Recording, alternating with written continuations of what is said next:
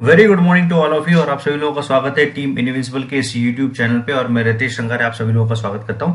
और आज हम लोग जिस टॉपिक पे चर्चा करने वाले हैं वो बहुत ही ज्यादा इंटरेस्टिंग टॉपिक है। क्यों इंटरेस्टिंग है? क्योंकि मेरा ये मानना है कि जो लोग नेटवर्क मार्केटिंग को नहीं समझते हैं, डायरेक्ट सेलिंग इंडस्ट्री को नहीं समझते हैं, या इसे हम लोग जनरल लैंग्वेज में एमएलएम इंडस्ट्री भी बोलते हैं, राइट?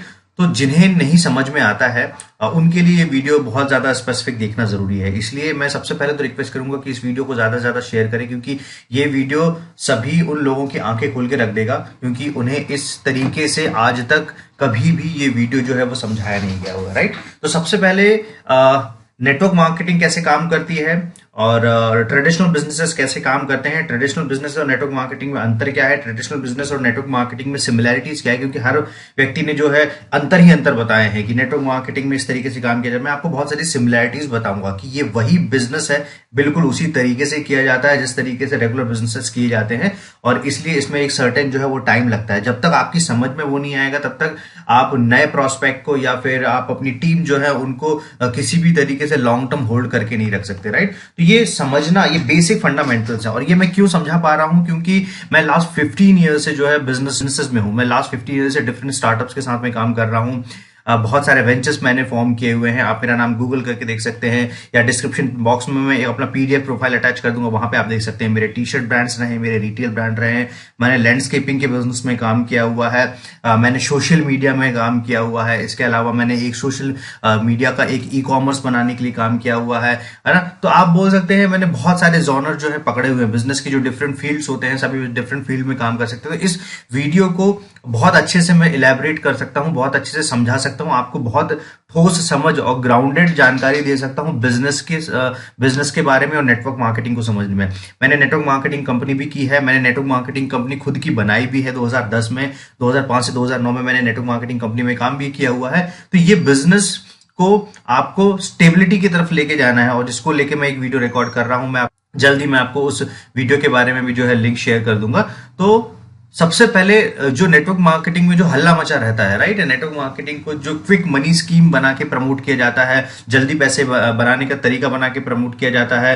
पूरी नेटवर्क मार्केटिंग इंडस्ट्री में जो है एक भेड़ चाल फॉलो होती है, और पूरी नेटवर्क मार्केटिंग इंडस्ट्री में एक बोल सकते हैं कि चूहे बिल्ली की रेस लगी रहती है कि कौन कितने ज्यादा बड़े अचीवमेंट्स निकाल सकता है। मैं कंप्लीटली उस चीज से डिनाई करता हूं, कंप्लीटली। बड़े से बड़े लीडर भी आके अगर मुझे बोल दे तो भी मैं नहीं मानता, क्योंकि यहां पे आपका कंपटीशन सिर्फ आपका फाइनेंशियल फ्रीडम है, राइट? क्योंकि आपको वो जो गोल अचीव करना है ना, तो उसे सालों से कोई बिजनेस करते आ रहे हैं या सालों से कोई पर्टिकुलर जॉब करते आ रहे हैं, और अगर वहां पे 20 साल 30 साल की जॉब करने के बाद में भी आज तक आप करोड़ रुपए नहीं बना सके हैं, तो यहां पे आपको वो माइंडसेट लाने की बिल्कुल जरूरत नहीं है। इसे अगर आप एक स्टेबल बिजनेस के तौर पे करना सीख लेंगे, या सबसे पहले समझ लेंगे कि पैसा बनाया कैसे जाता है, नेटवर्क मार्केटिंग काम कैसे करता है, या दूसरे बिजनेसेस भी काम कैसे करते हैं, तो आपको ज्यादा से ज्यादा समझ आ पाएगी और आप ज्यादा से ज्यादा लोगों को अच्छे से समझा पाएंगे, राइट? सबसे पहले तो बहुत सारे लोगों को नेटवर्क मार्केटिंग का मॉडल होता क्या है, काम कैसा करता है, यही नहीं पता है। इसी कारण से मार्केट में नेगेटिविटी रहती है ना? और दूसरी चीज, ट्रेडिशनल बिजनेसेस भी उन्हें कैसे काम करते हैं ये भी नहीं पता है, क्योंकि मैक्सिमम जो लोग नेटवर्क मार्केटिंग करते हैं या तो वो जॉब होल्डर्स रहते हैं, या आप बोल सकते हैं कि नेटवर्कर्स रहते हैं। कभी बहुत रेयर कॉम्बिनेशन ऐसा निकल के आता है जो बिजनेस में बहुत लंबे समय तक बिजनेस किया हो, या जिसको बिजनेस की बहुत अच्छी समझ हो, वो नेटवर्क मार्केटिंग में आ रहा हो। लेकिन जो व्यक्ति अगर इस तरीके की प्रोफाइल वाला होता है, तो वो आपको बहुत अच्छे से जो है बिजनेस के अंदर की चीजें, नेटवर्क मार्केटिंग के अंदर की चीजें इलेबोरेट करके सिखा सकता है, राइट? तो मेरी कोशिश यही है इस वीडियो के थ्रू जो है आप सभी लोगों को ज्यादा से ज्यादा इन डिटेल इंफॉर्मेशन दे दूं। तो हो सकता है कि ये वीडियो कुछ थोड़ा सा बड़ा जा सकता है, तो इसके लिए मैं आप लोगों से रिक्वेस्ट करूंगा कि लास्ट तक बने रहें, क्योंकि ये वीडियो बड़े से बड़े जो दुनिया के मोटिवेशनल स्पीकर्स हो गए हैं, या जितने भी बड़े नेटवर्क मार्केटिंग के ट्रेनर हो गए हैं, कभी भी इस तरीके से नहीं समझाया गया होगा, राइट? तो बहुत अच्छे से अपनी टीम के साथ में जुड़े और ये वीडियो जो है समझे। तो सबसे पहले हम लोग स्टार्ट करते हैं कि दुनिया में कोई भी बिजनेस अगर आपको करना है, ठीक है, और दुनिया में अगर आपको बड़ा पैसा बनाना है, तो बड़ा पैसा बनाने का सिर्फ एकमात्र नियम है, सिर्फ एकमात्र नियम, ठीक है? उसके अलावा कोई दूसरा तरीका जो है वो नहीं है। एकमात्र नियम यह है कि आपके पास में डेली 24 आवर्स है, 24 घंटे आपके पास में, 24 घंटे में 8-9 घंटे का वर्किंग आवर्स होता है, राइट? तो आपको आपके वर्किंग आवर्स कितने बना सकते हैं। एक इंडिविजुअल व्यक्ति जो जॉब पे जाता है वो मैक्सिमम कितने घंटे काम कर सकता है, 8-9 घंटे काम कर सकता है, और अगर बहुत डेडिकेटेड हुआ तो हो सकता है और ज्यादा काम कर जाए, राइट। लेकिन आप किसी भी हाल में उसको 24 घंटे से तो क्रॉस कर नहीं सकते, क्योंकि दिन में 24 ही घंटे होते हैं, राइट। अब बिजनेसमैन जितने भी होते हैं, और अगर जो भी ज्यादा पैसा बनाने का तरीका होता है, उसके लिए एक सिंपल सा नियम लागू होता है कि आपको आपके वर्किंग आवर्स डुप्लीकेट करने पड़ेंगे। आपको डेली वर्किंग आवर्स आपके बढ़ाने पड़ेंगे, ठीक है। कि 9 घंटे की जगह अगर आप 18 घंटे कर देते हैं और मैन पावर बढ़ा देते हैं, तो मैन पावर अगर आप बढ़ाते हैं तो ऑटोमेटिकली जो है वर्किंग आवर्स भी डुप्लीकेट हो जाते हैं। वर्किंग आवर्स मतलब दिन में कितने घंटे काम हो रहा है, राइट। तो जितना बड़ा मैन पावर होगा आपका, उतने बड़े आपके वर्किंग आवर्स होंगे, ये एक नियम रहता है, राइट। तो इसका मतलब क्या हो गया है कि दुनिया में जितने भी बिजनेसेस हैं, वो सभी बिजनेसेस क्या करते हैं, अपने मैन पावर को बढ़ाते हैं। मैन पावर के कारण उनके वर्किंग आवर्स बढ़ना स्टार्ट हो जाते हैं। इसको उदाहरण के तौर पे समझते हैं कि अगर एक फैक्ट्री में 4000-5000 वर्कर्स हैं, डेली 9-9 घंटे काम होता है, तो 9 घंटे इंटू 5000 वर्कर्स, इसके हिसाब से उनका वर्किंग आवर बन जाता है। तो एक ही व्यक्ति उससे ज्यादा पैसा जनरेट कर पाता है, राइट। तो पैसा जनरेशन का सिंपल सा नियम है, जितना बड़ा मैन पावर आप बनाएंगे, जितने घंटे ज्यादा से ज्यादा आप काम कराएंगे। अगर 9 घंटों को आपने 90 घंटे बनाया है, 900 घंटे बनाया है, 90,000 घंटे बनाया है, 9 लाख घंटे बनाया है, 90 लाख घंटे बनाया है, या 9 करोड़ घंटे बनाया हुआ है, ये जो है इसके हिसाब से ही आपकी ग्रोथ जो है वो डिफाइन होती है, राइट। तो सबसे पहले दुनिया में सारे बिजनेसेस इस मॉडल को किस तरीके से इंप्लीमेंट करते हैं, कुछ फ्रेंचाइजी के तौर पे अपने ब्रांड बनाया, ब्रांड की फ्रेंचाइजी निकाल दी, फ्रेंचाइजी में भी कुछ एम्प्लॉय आए हैं, उस फ्रेंचाइजी में जो एम्प्लॉय काम कर रहे हैं उसके हिसाब से उनके वर्किंग आवर्स डुप्लीकेट हो गए हैं। और हर बिजनेसमैन सामने वाले व्यक्ति का स्किल और टाइम, दो चीजें खरीदता है, ये हमेशा ध्यान में रखिएगा, राइट। एक स्किल खरीदता है और दूसरा टाइम खरीदता है, ठीक है। और उसके लिए ही उसको पे किया जाता है ना। और इसलिए ज्यादा बड़े स्किल वाले लोग या ज्यादा बड़े टैलेंटेड लोग जो है, उन्हें ज्यादा बड़ी प्रोफाइल पे आप जनरली देखते होंगे और ज्यादा बड़े पैकेज पे देखते होंगे। तो इसके अलावा अगर आपको पैसे बनाना है, तो पैसे बनाने का बड़ा पैसा अगर आपको बनाना है, तो बड़ा पैसा बनाने का कोई दूसरा तरीका नहीं है। ये साधारण सा नियम दुनिया के हर जगह पे लागू होता है, ठीक है। तो नियम समझ में आ गया। ज्यादा पैसा इज इक्वल टू ज्यादा मैन पावर, मतलब जितना बड़ा मैन पावर आपके पास में है, उतना बड़ा मैन पावर होगा। हर मैन पावर जितने घंटे काम कर रहा है, उतने ज्यादा घंटे जो है आपके साथ में काम होगा। इसी तरीके से आईफोन काम करता है, नोकिया काम करता है, रिलायंस काम करता है, पतंजलि काम करता है, किंगफिशर काम करता है। दुनिया का कोई भी छोटे से छोटा, बड़े से बड़ा ब्रांड उठा लीजिए जो बहुत बड़े लेवल पे काम कर रहा है, उनका काम यही हो रहा है। या तो उन्होंने फैक्ट्रीज में मैन पावर को डुप्लीकेट किया हुआ है, वर्किंग आवर्स को डुप्लीकेट किया हुआ है, या दूसरे मॉडल से, फ्रेंचाइजी के मॉडल से, डिस्ट्रीब्यूशनशिप के मॉडल से और अलग अलग मॉडल से जो है अपने मैन पावर को डुप्लीकेट किया है। इसके अलावा बड़ा पैसा बनाने का कोई दूसरा तरीका नहीं है, राइट। अब हम लोग आते हैं ट्रेडिशनल बिजनेसेस में। सबसे पहले ट्रेडिशनल बिजनेस का नाम जहां पे भी आता है, तो हर किसी को क्या लगता है, ट्रेडिशनल बिजनेस का मतलब होता है सिर्फ एक बड़ा इन्वेस्टमेंट चाहिए और आपका बिजनेस चल जाएगा। बिल्कुल बिल्कुल बिल्कुल गलतफहमी है। जब आप बिजनेस करना शुरू करते हैं, उसके बाद में आपको अंदरूनी चीजें पता चलती हैं, राइट। अब बिजनेस करने के बाद में क्या होता है, आपने मान लीजिए कि अगर आप एक दुकान में हैं और अगर आपको दुकान को बड़ा करना है, तो आपको एम्प्लॉय मैनेजमेंट में आना पड़ेगा। मतलब आपको एम्प्लॉयज को संभालना पड़ेगा, उनकी छुट्टियां देखना, अदर चीजें देखना, उनकी सैलरीज देखना, सारी चीजें, है ना। इसके बाद में हैवी इन्वेस्टमेंट तो सिर्फ एक पार्ट है। सबसे मेजर पार्ट जहां पे बड़े से बड़े बिजनेसेस टूटते हैं, वो पार्ट होता है कैश फ्लो। अगर आपने स्टार्टअप इंडस्ट्री देखी होगी और स्टार्टअप इंडस्ट्री में बहुत सारे स्टार्टअप्स को फेल होते हुए देखा होगा, तो उसमें से मेजर रीजन जो होता है वो कैश फ्लो होता है, ठीक है। हैवी इन्वेस्टमेंट का मतलब हो गया कि वन टाइम कैपिटल कितना लग रहा है उस बिजनेस को स्टार्ट करने के लिए, ठीक है। तो वन टाइम कैपिटल का मतलब हो गया कि आपने 50 लाख रुपए से स्टार्ट कर दिया। अब जो महीने के एक्सपेंसेस हैं, ठीक है, महीने के एक्सपेंसेस में बहुत सारी चीजें आ जाती है, सैलरी आ जाती है, वो पर्टिकुलर जगह का रेंट आ सकता है। इसके अलावा छोटे बड़े एक्सपेंसेस जो होते हैं वो आते हैं, इन्वेंट्री के एक्सपेंसेस आते हैं, क्योंकि इन्वेंट्री अगर आपकी खत्म हो गई तो वापस आपको फिल करना पड़ेगा। तो ये सारी चीजें आती हैं। तो इसके कारण आपको कैश फ्लो मेंटेन करना जरूरी है। और ये हैवी इन्वेस्टमेंट तो फिर भी काफी लोग लगा देते हैं, लेकिन कैश फ्लो मेंटेन नहीं कर पाते हैं, और यहाँ मैक्सिमम बिजनेसेस जो है बंद हो जाते हैं। एक किराना की दुकान भी इस कैश फ्लो के कारण बंद हो सकती है, और एक जो दूसरा बड़ा जो बिजनेस है वो भी कैश फ्लो के कारण जो है वो बंद हो सकता है, राइट। इसके बाद में आपको क्या देखना पड़ता है, प्रोडक्ट देखना पड़ता है, आपको समझना पड़ेगा या तो आप प्रोडक्ट बेस्ड बिजनेस में होंगे या तो आप सर्विस बेस्ड बिजनेस में होंगे। तो या तो आपको प्रोडक्ट की क्वालिटी बेस्ट से बेस्ट रखनी पड़ेगी, ठीक है, और प्रोडक्ट को अगर आप किसी भी इंडस्ट्री में काम कर रहे हैं, जैसे मैं एक टी शर्ट इंडस्ट्री में मेरा एक बिजनेस है, राइट, और एक स्टार्टअप इंक्यूबेशन सेंटर है मेरा, स्टार्टअप स्पेस स्टेशन के नाम से।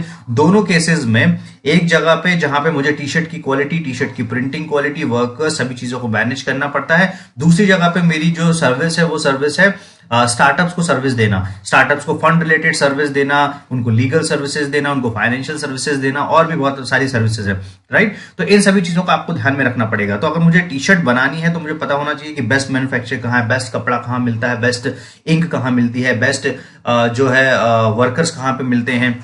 तो प्रोडक्ट इस तरीके से कस्टमाइज होता है। उन प्रोडक्ट की मतलब वो प्रोडक्ट बनाने में ही उस प्रोडक्ट में हजारों गलतियां होती हैं बनाते समय में, और उस प्रोडक्ट को हजारों गलतियां करने के बाद में जो है फाइनल पॉलिश प्रोडक्ट आपके हाथ में आता है, जिसको मार्केट एक्सेप्ट करता है, और उसी में लोग बहुत ज्यादा पैसा लगा चुके रहते हैं, और क्रैश जो उनका बिजनेस है वो क्रैश हो जाता है, ठीक है। इसके बाद में पैकेजिंग की बात करते हैं। तो पैकेजिंग नॉर्मल चीज नहीं होती, ये अपने आप में एक बहुत बड़ा डिपार्टमेंट है। अभी जो दुनिया में बिजनेस चल रहे हैं वो ई कॉमर्स मॉडल पे चल रहे हैं, तो आपको बहुत हद तक ध्यान देना पड़ता है प्रोडक्ट की पैकेजिंग कैसी है, राइट। जैसे हम लोग टी शर्ट भी अगर एक सप्लाई करते हैं तो हम लोग बहुत ज्यादा अच्छे से जो है प्रोडक्ट की पैकेजिंग का ध्यान देते हैं, राइट। इसके बाद में आपको अकाउंट्स देखने हैं, आपको मार्केटिंग देखनी है, राइट। मार्केटिंग देखने का मतलब यहाँ पे एमएलएम में तो नेटवर्क मार्केटिंग में तो वर्ड ऑफ माउथ चलता है, राइट, लेकिन यहाँ पे मार्केटिंग के लिए आपको डेडिकेटेडली एक डिपार्टमेंट चाहिए रहता है, उस मार्केटिंग में आपको खर्च करना पड़ता है। यहाँ पे हमारी भोपाल में एक कोचिंग क्लासेस भी है, तो उसका एक डेडिकेटेड बजट रहता है, 2 लाख रुपए महीना, 5 लाख रुपए महीना, 50,000 रुपए महीना, तो इनका एक डेडिकेटेड बजट जाता है। वो बजट के हिसाब से मार्केटिंग होती है, तब जाके मार्केटिंग से जो लीड्स निकल के आती है उनको कन्वर्ट करके हम लोग लगाते हैं, राइट। तो इस तरीके से जो है ये बिजनेस काम करते हैं। इसके बाद पार्टनर रिलेशनशिप हो सकता है, फर्म या तो आपकी खुद की ओन की हुई हो या आपने उसमें पार्टनरशिप करी हो। तो अगर आपने पार्टनरशिप करी है तो आपको पार्टनर रिलेशनशिप मैनेज करना ही करना पड़ेगा। नहीं करेंगे तो प्रॉब्लम ये हो जाएगी, कॉन्फ्लिक्ट आएंगे, मार्केट में गलत इंप्रेशन जाएगा, उसकी वजह से बिजनेस भी बंद हो सकता है, बहुत सारे लीगल जो प्रॉब्लम है वो हो सकते हैं। इसके बाद में लीगल पार्ट ऐड जो है वो देखना, वो बहुत ज्यादा जरूरी पार्ट है कि जो कंपनी रजिस्ट्रेशन अगर आपने किया हुआ है तो उसका एक प्रॉपर मेंटेनेंस और सारा जो चीज है एमसीए में वो आपको देना पड़ता है, राइट। उसके लिए आपको एक प्रॉपर सीए भी लगेगा, वो भी आपका देखेगा, एक चार्टर्ड अकाउंटेंट जो आपकी कंपनी के ऑडिट और अदर चीजों में भी पार्ट लाएगा। और इस इन केस अगर मान लीजिए कि कोई लीगल एक्टिविटीज जो है आपकी कंपनी में आपको दिखानी है, तो वो सारी चीजों के लिए जो है एक लीगल टीम की अलग से जरूरत पड़ती है। ऑपरेशनल टीम अलग होती है, ठीक है। ऑपरेशनल टीम मतलब से लेट्स से हमारी टी शर्ट के केस में कि उस पर्टिकुलर प्रोडक्ट को पैक करना, उसको सही प्रोडक्ट का टैग लगाना, सही प्रोडक्ट को सही शिपिंग वाले एड्रेस पे जो है वो पहुंचाना, है ना। ये पूरा जो ऑफलाइन ऑपरेशन का मैनेजमेंट होता है, इसके लिए आपको डेडिकेटेड एक टीम लगती है। जैसे आप फ्लिपकार्ट के लिए भी देख सकते हैं, तो फ्लिपकार्ट की ऑपरेशनल टीम भी बहुत ज्यादा बड़ी है, राइट। इसके बाद में एक होता है इन्वेंट्री। सबसे ज्यादा जो लोग टूटते हैं वो टूटते हैं इन्वेंट्री पे। इन्वेंट्री के भी 2 पार्ट होते हैं, एक होता है एक्टिव इन्वेंट्री और एक होता है डेड इन्वेंट्री। तो डेड इन्वेंट्री एक मेजर ऐसा कारण है जिसके कारण बिजनेसेस सर्वाइव नहीं कर पाते हैं। इसका मतलब क्या हुआ कि आपने मान लीजिए कि 5 लाख रुपए का माल खरीद के रखा, आपने यहाँ पे खरीद के रखा, अपना एक कपड़े की दुकान खरीद के रखी। अब आपको क्या लगेगा कि ये मार्केट की डिमांड है, राइट, आपने उठा के रख लिया, लेकिन जब कस्टमर आएगा, कस्टमर की चॉइसेस अलग अलग होगी, तब आपको पता चलेगा कि उसमें से 10% भी जो प्रोडक्ट है वो कस्टमर्स को पसंद नहीं आ रहे। तो आपको क्या करना पड़ेगा, 90% जो इन्वेंट्री है वो आपकी डेड इन्वेंट्री में चला जाएगा। अब आपको वो जो 10% पसंद आ रहा है ना, उसी 10% के आधार पे अगला 5 लाख रुपए का ऑर्डर लगाना पड़ेगा, और उन पसंद के हिसाब से जो है चीजें मंगानी पड़ेगी। क्योंकि पहली बार आपने मार्केट सर्वे नहीं किया, वैलिडेट नहीं किया, प्रोडक्ट नहीं किया, और यही सबसे बड़ी गलतियां होती हैं कि जो भी बिजनेस अचानक से शुरू करता है वो पिछला मार्केट का वैलिडेशन नहीं करता है, प्रोडक्ट का सर्वे नहीं करता है, मार्केट का सर्वे नहीं करता, और उसके कारण जो है यहाँ पे प्रॉब्लम होना स्टार्ट हो जाती है, और उसका बिजनेस जो है फेल हो जाता है, क्योंकि वो मार्केट फिट प्रोडक्ट नहीं दे पाता है। मार्केट फिट प्रोडक्ट का मतलब मार्केट की चॉइस क्या है उसके अकॉर्डिंग प्रोडक्ट, वो अपनी चॉइस को जो है मार्केट की चॉइस समझ के प्रोडक्ट जो है वो ऑर्डर कर लेता है और उन्हीं प्रोडक्ट को रिकमेंड करना स्टार्ट कर देता है, ठीक है। इसको तो इसलिए बहुत सारे जो दुकानदार होते हैं वो आपने देखा होगा कि वो सबसे पहले तो लोगों का, कस्टमर का बिहेवियर समझते हैं, उन कस्टमर के बिहेवियर के हिसाब से एनालाइज करते हैं और उसके हिसाब से जो है वो प्रोडक्ट की इन्वेंट्री मंगाते हैं। लेकिन डेड इन्वेंट्री हमेशा रहती है। डेड इन्वेंट्री मतलब ऐसी इन्वेंट्री जो बिकी ना हो, तो वो इन्वेंट्री हमेशा इकट्ठी होती जाती है, वो कभी भी स्टॉक में जो है वो खत्म नहीं होती, और उसको एक सस्ते रेट पे या डिस्काउंटेड रेट पे या ऑफर निकाल के जो है वो निकाला जाता है, और बहुत रेयर चांसेस होते हैं, तो उसमें बहुत ज्यादा नुकसान भी होता है, राइट। तो ये एक बहुत बड़ा पार्ट है, ये ट्रेडिशनल बिजनेसेस में होता है, जिन्हें ऊपर से जो हरा हरा दिखता है कि ट्रेडिशनल बिजनेस करना बड़ा आसान काम है। जब भी कोई व्यक्ति, मैं बोलूंगा कि जितने भी लोग जॉब कर रहे हैं उसमें डेफिनेट सी बात है कि सभी लोग अपने शायद से इनकम से सेटिस्फाइड हैं, लेकिन हार्डली ऐसे 2 to 3% लोग हैं जो इनकम प्लस जॉब प्रोफाइल जो मिला हुआ है, जो जॉब में जो उन्हें सारी परेशानियां हो रही हैं उससे बहुत ज्यादा सेटिस्फाइड है, राइट। तो पैकेज तो डेफिनेटली सेटिस्फाई कर सकता है आपको, लेकिन आप जो काम कर रहे हैं या नहीं कर रहे हैं वो आपको कई मैक्सिमम केसेस में जो है वो सेटिस्फाई नहीं करता है। इसके बाद में कस्टमर सर्विस आपको देनी पड़ेगी। इतना सब कुछ करने के बाद में कस्टमर की जो कंप्लेंट आ रही है ना, वो प्रॉपर फीडबैक आपको देना पड़ेगा, समझना, उनके फीडबैक के हिसाब से आपको काम करना पड़ेगा, बहुत सारी चीजें आएंगी। अब सबसे बड़ी बात, ये सब कुछ हो गया।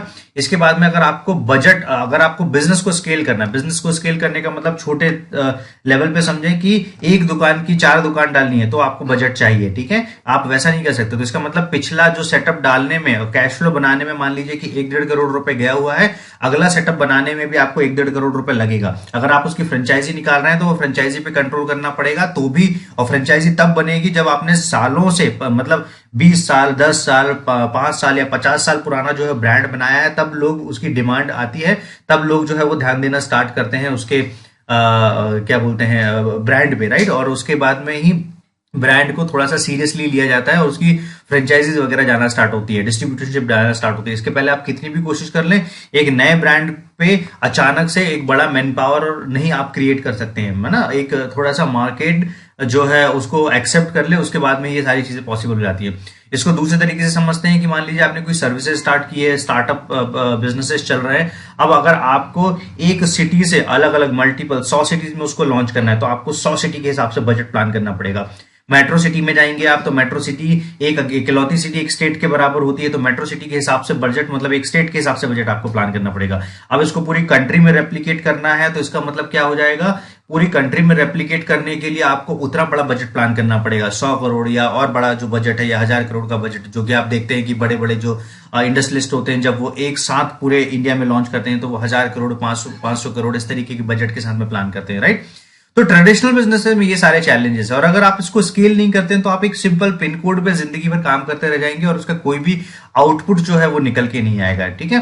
अब हम लोग बात करते हैं नेटवर्क मार्केटिंग की, डायरेक्ट सेलिंग की, या हम लोग जिस कंपनी में उस ऑर्गेनाइजेशन की बात करते हैं, एटमी की। तो इन कंपनीज का एक सिंपल सा कॉन्सेप्ट होता है, इन कंपनी का सिंपल सा कॉन्सेप्ट क्या होता है कि एक कंपनी एक कस्टमर बनाती है और उस कस्टमर को ही अथॉरिटी दे देती है, उस कस्टमर को ही जवाबदारी दे देती है कि आप बहुत सारे डिस्ट्रीब्यूटर बना सकते हैं, आप खुद डिस्ट्रीब्यूटर बन सकते हैं, और आप ही, आपके पास में अथॉरिटी है कि आप बहुत सारे जो है फ्रेंचाइजी दे सकते हैं, डिस्ट्रीब्यूटर बना सकते हैं, राइट। इस तरीके से आप पैसा अर्न कर सकते हैं। मतलब सिंपल सी बात क्या हुई कि मान लीजिए आप सर्फ एक्सेल यूज करते हैं, सालों से सर्फ एक्सेल यूज करते आ रहे हैं, लेकिन अगर आप सर्फ एक्सेल की फ्रेंचाइजी या डिस्ट्रीब्यूशनशिप लेना चाहेंगे वो पर्टिकुलर एरिया की, तो पिन कोड के हिसाब से उस एरिया का एक सर्टेन कॉस्ट आएगा, 10 लाख, 15 लाख, 20 लाख, 50 लाख, जितना बड़ा एरिया कवर करेंगे। एक उदाहरण के लिए मैं आपको बताता हूं, भोपाल में एक सर्टेन मेरे फ्रेंड है, उनके पास में जो एक पान मसाला होता है राजश्री, उसका एक पूरा डिस्ट्रीब्यूटर का नेटवर्क है। उन्होंने उस नेटवर्क को बनाने के लिए बहुत ज्यादा खर्च किया है और उसके लिए उन्होंने बहुत बड़ा फीस भी जो है वो पे किया, राइट। अब जितने भी लोकल पान ठेले हैं, जितनी भी ऐसी जगह हैं जहां पे उस पर्टिकुलर पान मसाले का यूज होता है, वो सारी जगह पे जो डिस्ट्रीब्यूशन का नेटवर्क है वो उसके थ्रू जाता है और उसके एक सर्टेन पैकेज पे उसको 10 पैसे, 20 पैसे, 40 पैसे के मार्जिन मिलता है। लेकिन ये बल्क में जब डिस्ट्रीब्यूट होता है तो ये मार्जिन बहुत ज्यादा बढ़ जाता है। या डेली का लाख रुपए से लेके 4 लाख रुपए, 5 लाख रुपए तक का उसका डेली का रेवेन्यू जो है वो इतना पहुंच जाता है। इस लेवल पे काम होना स्टार्ट होता है, राइट। तो डायरेक्ट सेलिंग या नेटवर्क मार्केटिंग कंपनी में क्या होती है, एक network marketing company direct customer बनाती है, इसके बीच के जितने भी दूसरे एजेंट्स होते हैं, एक नेटवर्क बना होता है किसी भी प्रोडक्ट को एक कंपनी से कस्टमर तक का पहुंचाने का, राइट। तो वो नेटवर्क ये बना होता है कि सबसे पहले स्टेट डिस्ट्रीब्यूटर के पास में जाएगा, देन डिस्ट्रिक्ट डिस्ट्रीब्यूटर के पास में। जैसे मैंने आपको जो एक पान मसाले का एक एग्जांपल दिया, तो जब वो लोकल पिन कोड वाले डिस्ट्रीब्यूटर के पास में आता रहता है तो वो किससे माल उठाता है, वो उठाएगा एक डिस्ट्रिक्ट वाले डिस्ट्रीब्यूटर से, डिस्ट्रिक्ट वाला उठाएगा एक स्टेट वाले डिस्ट्रीब्यूटर से, स्टेट वाला उठाएगा एक नेशनल डिस्ट्रीब्यूटर से। तो ये पूरा हायरार्की बटा हुआ होता है, राइट। अब कोई भी नेटवर्क मार्केटिंग कंपनी ये पूरा बैरियर जो है वो तोड़ देती है। एक कंपनी डायरेक्टली जो है कस्टमर को और डिस्ट्रीब्यूटर को जो है उसे ही अथॉरिटी दे देती है कि आप एक तो खुद डिस्ट्रीब्यूटर अपना नेटवर्क जो है बना सकते हैं, डिस्ट्रीब्यूशन का ज्यादा से ज्यादा कस्टमर्स बना सकते हैं। दूसरा, एक अथॉरिटी दे देती है जो कि दुनिया के किसी भी बिजनेस में नहीं होता है, वो ये होता है कि आप ज्यादा से ज्यादा अपने फ्रेंचाइज पार्टनर बना सकते हैं। और ये जो अथॉरिटी है ये सिर्फ और सिर्फ ट्रेडिशनल बिजनेसेस में, जो मैंने आपको पहले वाले बिजनेसेस बताए हैं, इस बिजनेस में सिर्फ और सिर्फ ये कंपनी के पास में होती है, राइट। अगर आप कंपनी है तो ही आप ये कर सकते हैं। मतलब मान लीजिए कि महिंद्रा एक कंपनी है, महिंद्रा ने अपने ट्रैक्टर की फ्रेंचाइजी जो है वो अलग अलग जगहों पे दी है। अब उस ट्रैक्टर की फ्रेंचाइजी जिस व्यक्ति के हाथ में दी है, उसने मान लीजिए कि 1-1.5 करोड़ रुपए खर्च किया हुआ है। अब उतना पैसा खर्च करने के बाद में उस फ्रेंचाइजी होल्डर के हाथ में ये पावर नहीं है कि वो अपने अंडर या अपने साथ में और ज्यादा पार्टनर्स रिक्रूट कर सके, ये पॉसिबल ही नहीं है, राइट। लेकिन ये नेटवर्क मार्केटिंग में होता है ना। नेटवर्क मार्केटिंग में होता है तो यहां पे एक कस्टमर एक डिस्ट्रीब्यूटर बन सकता है, और एक डिस्ट्रीब्यूटर बहुत सारे डिस्ट्रीब्यूटर जो है वो बना सकता है, और उस पूरे डिस्ट्रीब्यूशन का नेटवर्क का जो फायदा है वो निकाल सकता है। तो इसके कारण हो क्या रहा है कि एटमी अपने नीचे बहुत बड़ा मैन पावर क्रिएट कर रहा है, और बहुत बड़ा मैन पावर क्रिएट जो भी कर रहा है तो उस कस्टमर उस डिस्ट्रीब्यूटर को भी ये पावर दी जा रही है कि वो भी अपना बहुत बड़ा मैन पावर बनाए, ज्यादा से ज्यादा वर्किंग जो आवर्स हैं वो डुप्लीकेट हो सके। जितना बड़ा वर्किंग आवर डुप्लीकेट होगा, तो मैंने आपको ये पहला नियम बताया कि जितना बड़ा मैन पावर बनेगा उतने बड़े वर्किंग आवर्स होंगे, राइट। और जितना बड़ा वर्किंग आवर्स होगा उतना बड़ा नेटवर्क होगा, उतना बड़ा पैसा आएगा। ये सिंपल सा नियम है, राइट। तो यही नियम जो है यहां पे लागू होता है। लेकिन इसमें सबसे अच्छी चीज क्या हो जाती है कि ये जो सारे पार्ट होते हैं, ठीक है, ये सारे के सारे पार्ट गायब हो जाते हैं, ठीक है। जिन्हें लगता है कि ट्रेडिशनल बिजनेस करना आसान होता है, ये है ट्रेडिशनल बिजनेसेस के सरदर्द। अब यहाँ पे क्या क्या चीजें आपको नहीं मैनेज करनी है, एटमी में आपको क्या क्या चीजें नहीं मैनेज करनी है। आपको कोई हैवी इन्वेस्टमेंट नहीं है, राइट। रजिस्ट्रेशन के लिए कोई भी कॉस्ट नहीं है, आप जीरो से जो है रजिस्टर करके बिजनेस अपना स्टार्ट कर सकते हैं, राइट। और यहीं पे इसी की जगह पे मैं अभी अगले आने वाली स्लाइड में आपको बताऊंगा कि दूसरे मॉडल में इतना ही पैसा बनाने के लिए कितना खर्च करना पड़ता है या कितना सरदर्द लेना पड़ता है, तब जाके आप इतना पैसा जनरेट कर सकते हैं। दूसरा, एम्प्लॉय मैनेजमेंट नाम की कोई चीज नहीं, कोई आपको एम्प्लॉयज वगैरह यहाँ पे नहीं देखने हैं, राइट। कोई कैश फ्लो नहीं देखना है आपको, क्योंकि पूरा का पूरा कैश फ्लो जो है वो एटमी मैनेज कर रहा है, ठीक है। प्रोडक्ट के बारे में चिंता करने की जरूरत नहीं है, क्योंकि प्रोडक्ट दुनिया का बेस्ट प्रोडक्ट, दुनिया की बेस्ट कंपनी की बेस्ट फ्रेंचाइजी, बेस्ट डिस्ट्रीब्यूशनशिप आपके हाथ में है। अब आपकी समझ की जरूरत है। बहुत सारे लोग जब ऐसे मॉडल जनरली उनको जब फ्री में मिलते हैं तो लोग उसकी रिस्पेक्ट नहीं कर पाते, या उन्हीं समझ के बाहर रहता है, राइट। क्योंकि उन्हें लगता है कि ये लोगों को जोड़ने का काम है। ये लोगों को जोड़ने का काम नहीं है, ये मैन पावर डुप्लीकेशन का काम है। मैन पावर डुप्लीकेट करना है आपको, वर्किंग आवर्स डुप्लीकेट करना है आपको, ज्यादा से ज्यादा फ्रेंचाइजीज जो है अपने नीचे निकालनी है। सिंपल सा ये एक लॉजिक है, राइट। इसी और यही मॉडल जो है, यही मॉडल एप्पल भी फॉलो करता है, नोकिया भी फॉलो करता है, रिलायंस भी फॉलो करता है, दुनिया के सारे बिजनेस तो वो भी काम यही करते हैं। वो भी यही काम करते हैं कि ज्यादा से ज्यादा मैन पावर डुप्लीकेट कर रहे हैं। अगर आप मैन पावर डुप्लीकेट नहीं करेंगे तो दूसरा आपके पास में तरीका है कि ये जो आपके पास में एक ट्रेडिशनल ब्रांड है, इस ट्रेडिशनल ब्रांड को बहुत बड़ा बनाइए, जिसे बनाने में आपको 20-25 साल भी निकल सकता है। उसके बाद में मैन पावर डुप्लीकेट करने के लिए आप फ्रेंचाइजी और डिस्ट्रीब्यूशनशिप देना स्टार्ट कीजिए, तो आप स्लोली जो है एक बड़ा नेटवर्क जो है वो क्रिएट कर पाएंगे, राइट। अब यहां पे आपको कैश फ्लो नहीं देखना है, ठीक है। कोई हैवी इन्वेस्टमेंट नहीं है, कोई एम्प्लॉय मैनेजमेंट नहीं है, कैश फ्लो नहीं देखना है। इसके बाद में कोई प्रोडक्ट के बारे में आपको सोचने की जरूरत नहीं है, क्योंकि बने बनाए वैलिडेटेड प्रोडक्ट है। कोई पैकेजिंग की टेंशन नहीं लेनी कि मेरा प्रोडक्ट कैसे दिखेगा, अकाउंट आपको नहीं देखना है, राइट। पूरा का पूरा जो है सारी चीजें बहुत अच्छे से मैनेज की जाती हैं एटमी के थ्रू ही। तो आपको यहाँ पे जो कंपनी के अकाउंट होते हैं जिसमें ऑडिट पूरा किया जाता है, ये सारी चीजें आपको देखने की जरूरत नहीं है। मार्केटिंग करने की आपको जरूरत नहीं है। रिकमेंडेशन, बेचना और मार्केटिंग, ये तीनों चीजों में डिफरेंस होता है। एटमी हमेशा हम लोग सिर्फ आपको यहाँ पे प्रोडक्ट रिकमेंड करने की सलाह देते हैं। बहुत सारे लोग अभी भी बोलते हैं कि सर नहीं, मेरे को प्रोडक्ट बेचना पड़ेगा, इनफैक्ट बड़े बड़े लीडर्स हैं, हमको प्रेजेंटेशन देना पड़ेगा, ये करना पड़ेगा। आपको जान के हैरानी होगी कि नेटवर्क मार्केटिंग में, स्पेशली एटमी में, जो सबसे ज्यादा सक्सेस स्टोरीज निकली हुई हैं, जितनी भी सक्सेस स्टोरीज निकली हुई उसमें अराउंड 70% सक्सेस स्टोरीज वो हैं जिन्होंने जनरल तौर पे प्रोडक्ट सबसे पहले एटमी का उपयोग किया, उससे हाईली सेटिस्फाइड हुए, और संतुष्ट होने के बाद में उन्हीं प्रोडक्ट्स को जो है अपने खास लोगों को रिकमेंड करना स्टार्ट किया। देखिए, अगर आप एक घटिया क्वालिटी के प्रोडक्ट लेते हैं तो जाहिर सी बात है कि आप किसी को रिकमेंड करने में सोचेंगे, आप उसको बेचना जरूर चाहेंगे, क्योंकि बेचने में आपका प्रॉफिट होगा, राइट। बेचना जरूर चाहेंगे लेकिन रिकमेंड नहीं करना चाहेंगे। और अगर आप प्रोडक्ट की क्वालिटी और उनके रिजल्ट से सेटिस्फाइड है, आपने खुद ने प्रोडक्ट यूज किए हुए हैं, और अगर आपने वो प्रोडक्ट सामने वाले को उपयोग करने को दे दिया है ना, तो आप बेफिक्र होकर जो है सो सकते हैं, और बिल्कुल आपको टेंशन नहीं रहेगी, क्योंकि आप जो है जब वो प्रोडक्ट यूज करेगा तो आपको पता चलेगा कि वो खुद ही बोलेगा कि मैंने आज तक इस लेवल के प्रोडक्ट कभी जिंदगी में यूज नहीं किए हैं और रिजल्ट ओरिएंटेड प्रोडक्ट है, राइट।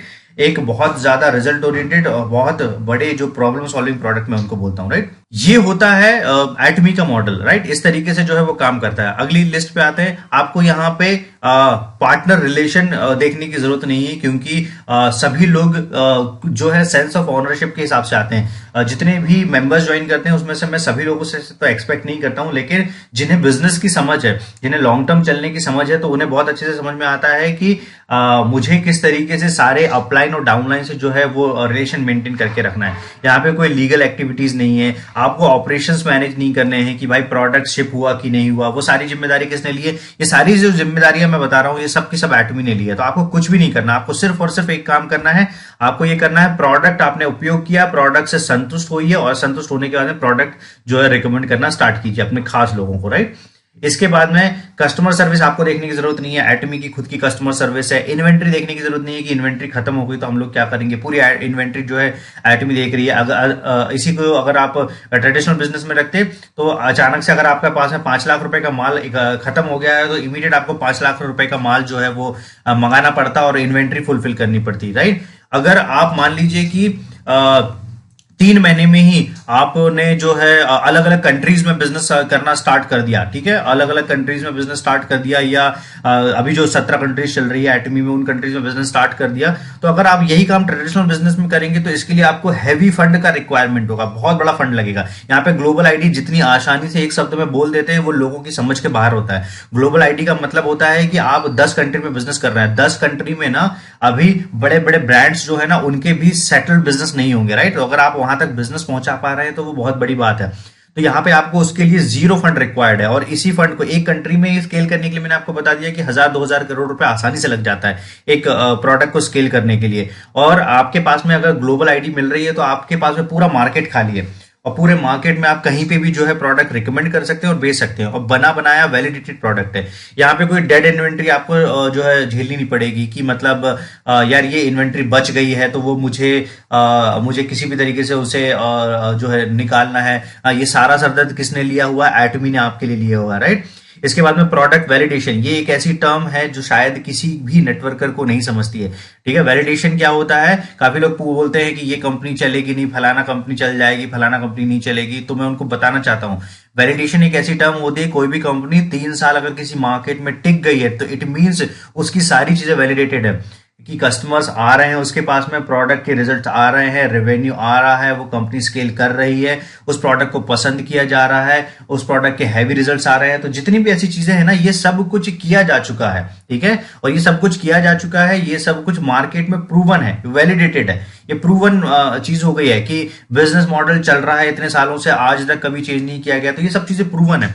ये सब चीजें प्रूवन होने के बाद में जो है आपको एटमी ने प्लेटफॉर्म दिया। यही चीज अगर कोई कंपनी में इनिशियल स्टेज पे आपके हाथ में लगी होती, अगर कंपनी को 11 साल नहीं हुए तो मार्केट में और आपने एकदम जैसे ही लॉन्च हुआ होता उस टाइम पे पकड़ते तो डेफिनेट सी बात है उस टाइम पे आपके हाथ में एक रिस्क रहती।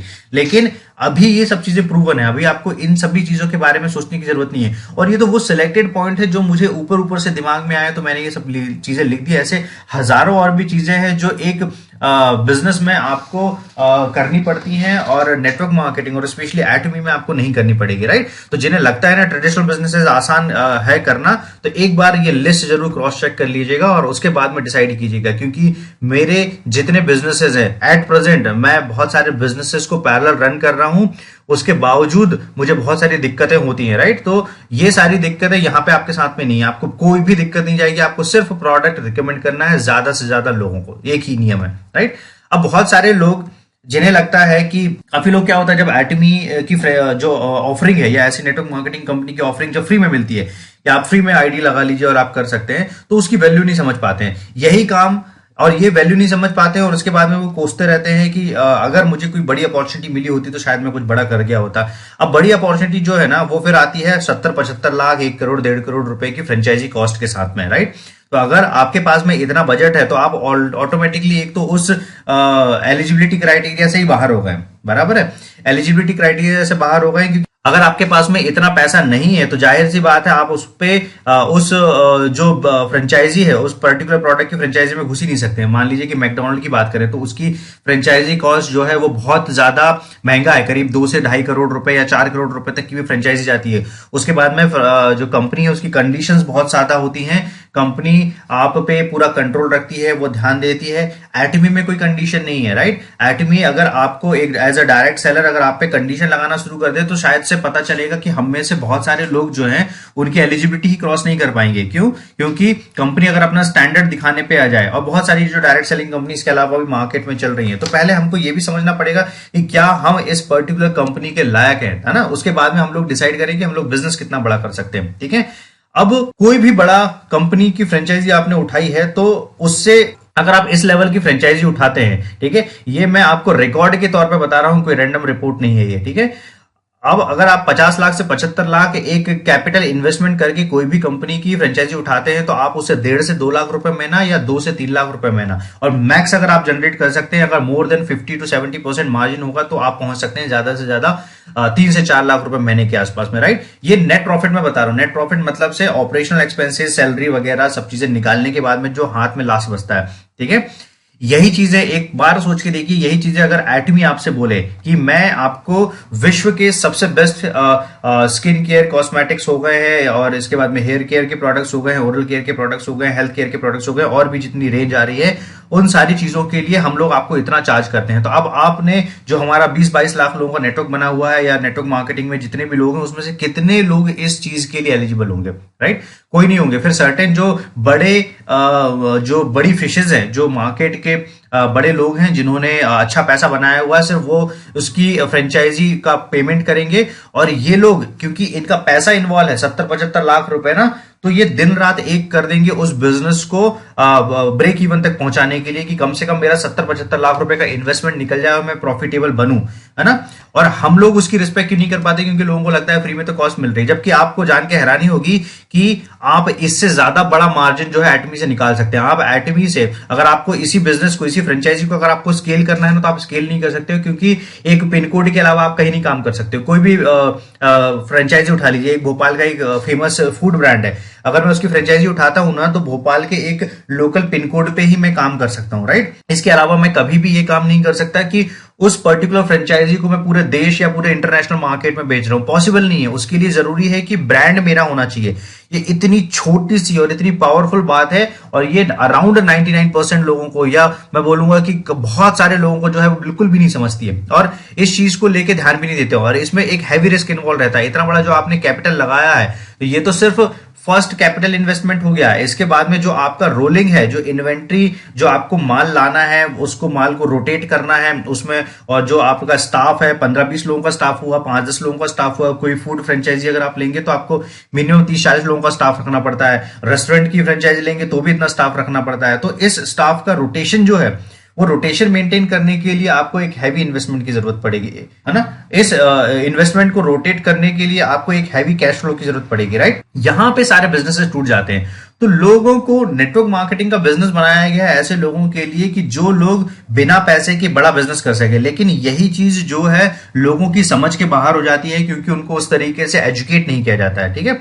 अब मैं आपको एक चीज और बताता हूं। यही काम, अगर आपको एक काम हो गया, मैंने ये बताया फ्रेंचाइजी के थ्रू करना, यही काम दूसरा तरीका है कि आप अपना खुद का ब्रांड लाओ, हैवी इन्वेस्टमेंट करो, नेट प्रॉफिट आपका 1 से 2 लाख रुपए महीने के आसपास निकलेगा, उसमें रिस्क हैवी रहेगी। इसके बाद में जब आपको इसको नेशनल या ग्लोबल पहुंचाना है तो उसके लिए आपको इन्वेस्टमेंट बढ़ाना पड़ेगा। वो आपका 10 करोड़ से लेकर 100 करोड़ और 1000 करोड़ भी पहुंच सकता है। डिपेंड करता है कि आप उनको कितनी सिटीज में लेके जा रहे हैं, कितनी कंट्रीज में लेके जा रहे हैं। और आपके पास में एटमी की एक सिंगल अपॉर्चुनिटी है जिससे आप अभी 17 कंट्रीज में बिजनेस कर सकते हैं, आने वाले समय में 46 कंट्रीज में बिजनेस कर सकते हैं, और जो आगे आने वाला मार्केट है उसमें हो सकता है कि 100+ कंट्रीज में जो है आपको बिजनेस पहुंचाया जा सकता है।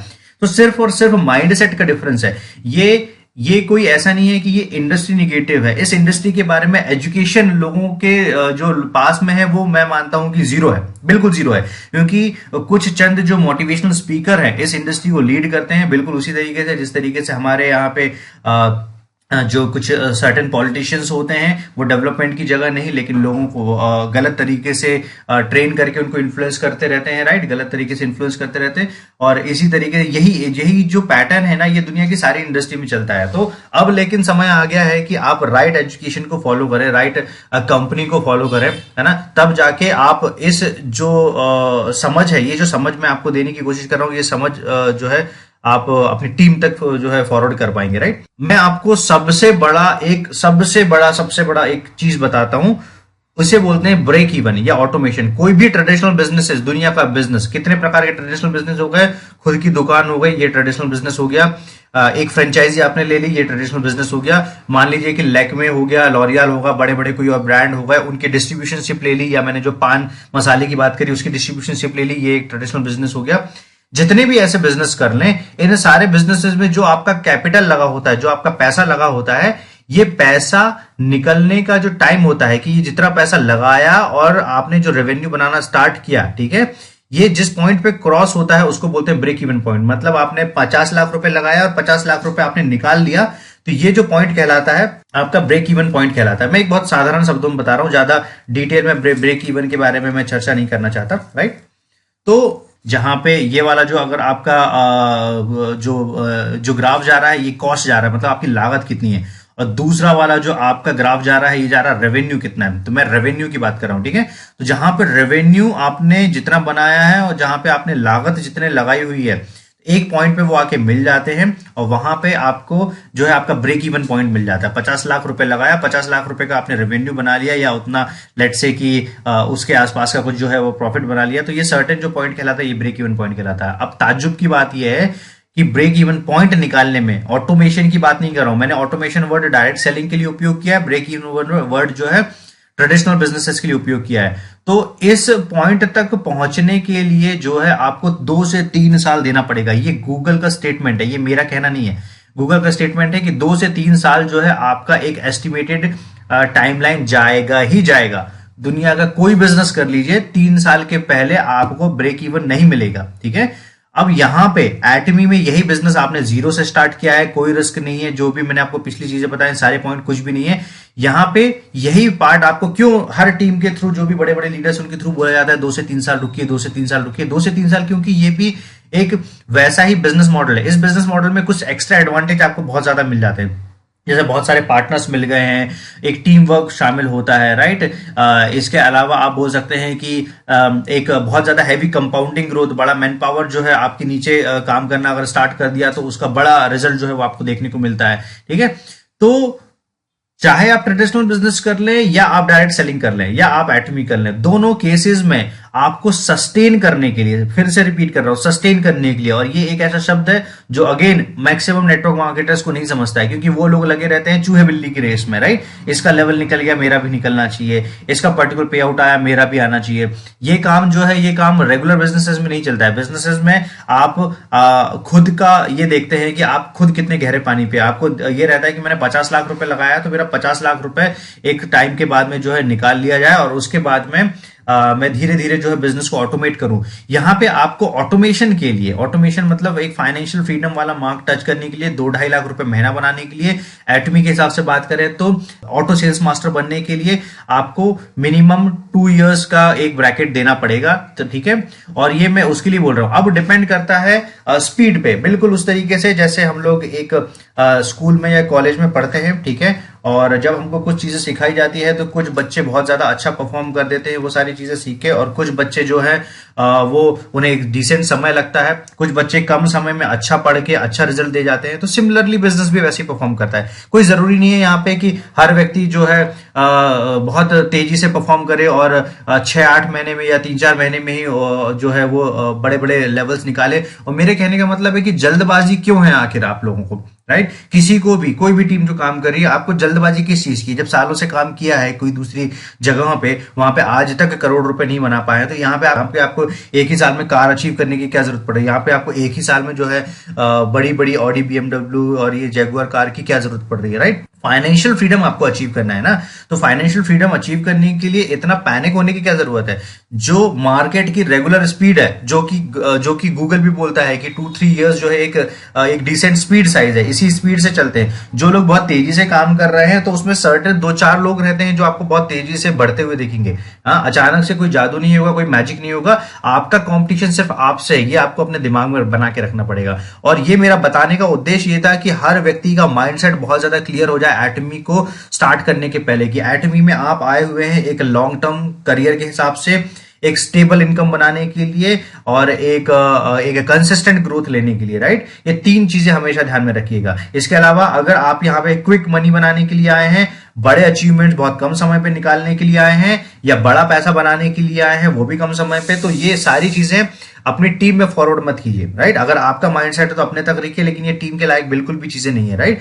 यहाँ पे मैं अपनी टीम को जो हमेशा बताता हूं, कंसिस्टेंसी बताता हूं, लॉन्ग टर्म विजन बताता हूं और स्टेबिलिटी बताता हूं, राइट। इन 3 चीजों पर फोकस कीजिए। अगर आप 20-25 हजार रुपए महीना भी बना रहे हैं तो 20-25 हजार रुपए को मेंटेन करना सीखिए। इसके बाद में 50 हजार रुपए महीना बना रहे हैं तो 50 हजार को मेंटेन करना सीखिए। अचानक से जरूरत नहीं है आपको हर किसी को sales master, auto sales master qualify करने के लिए। उसका जो डिसेंट एवरेज टीम साइज है, एवरेज स्पीड, अब यही ब्रेक इवन ट्रेडिशनल बिजनेसेस में कोई व्यक्ति 1 साल में निकाल लेता है। ब्रेक इवन कोई दूसरा जो बिजनेसमैन रहता है उसे शायद से 5 साल भी लग जाता है। तो समझिए हर किसी की स्पीड अलग है, इसलिए मैं बोलता हूं कि आप आपस में कंपटीशन मत कीजिए, ठीक है। या दूसरी नेटवर्क मार्केटिंग कंपनी में अगर देख लिया कि इसने 1 साल में जो है वो कार अचीव कर ली, तो ऐसा नहीं होगा कि आप उस नेटवर्क मार्केटिंग कंपनी में चले गए और आपको भी 1 साल में कार मिल जाएगी। अगेन वहां पे आपका परफॉर्मेंस जो है वो मैटर करेगा, ठीक है। आप अपने परफॉर्मेंस के हिसाब से जो है वो रिजल्ट दे पाएंगे, है ना। तो ये फैक्ट है, ये बहुत ज्यादा कड़वा सच है मार्केट का, आपको समझना ही पड़ेगा। जो लोग इसको एक चूहे बिल्ली की रेस बनाने में तुले हुए हैं, उन सभी लोगों, उन गलत इन्फ्लुएंसर से बचिए। मेरा चैनल बनाने का उद्देश्य सिर्फ पैसा बनाना नहीं था। मेरा चैनल, मेरा एटमी में ज्वाइन करने का उद्देश्य पैसा बनाना नहीं था।